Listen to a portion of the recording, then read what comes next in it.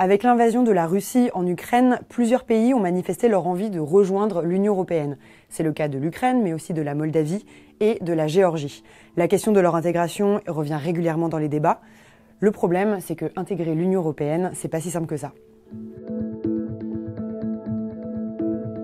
Déjà, spoiler alerte, c'est super long. On peut découper ça en 4 étapes, avec à chaque fois une longue liste de critères à remplir.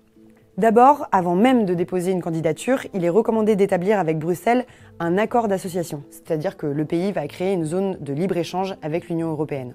La deuxième étape, c'est de déposer non pas une candidature, mais une demande de candidature. Et oui, c'est pas parce que vous faites une candidature que vous êtes candidat, un peu comme à l'élection présidentielle avec le système des parrainages. La demande de candidature est envoyée au Conseil européen, qui la transmet à la Commission européenne. Différents critères vont être examinés. Déjà, est-ce que le pays fait partie du continent européen ?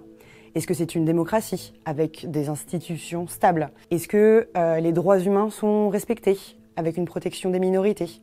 Est-ce que son économie de marché est viable, peut résister à la concurrence et au marché extérieur à l'Union européenne ?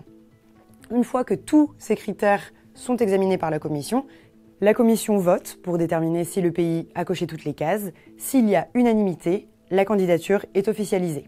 Précision importante, à la Commission européenne, un vote à l'unanimité, c'est un vote où il n'y a pas de voix contre, mais il peut y avoir des abstentions, c'est pas du tout bloquant.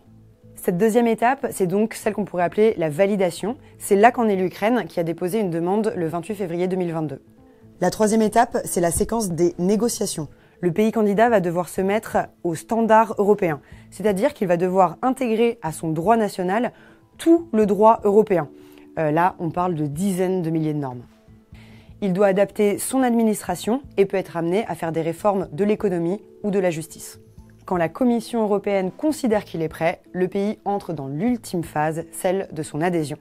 Là, sa candidature va encore devoir survivre à un vote à l'unanimité au Conseil européen, un vote à la majorité au Parlement européen et à une ratification par tous les États membres au traité d'adhésion. Là, pendant cette période, il faut savoir que si un seul pays met son veto, tout est bloqué. On comprend bien que selon les pays, chaque étape peut prendre plus ou moins de temps. La validation de la candidature peut mettre quelques mois, mais la phase de négociation peut prendre jusqu'à 10 ans, le temps que le pays soit vraiment prêt, au risque de déstabiliser l'ensemble de l'Union européenne.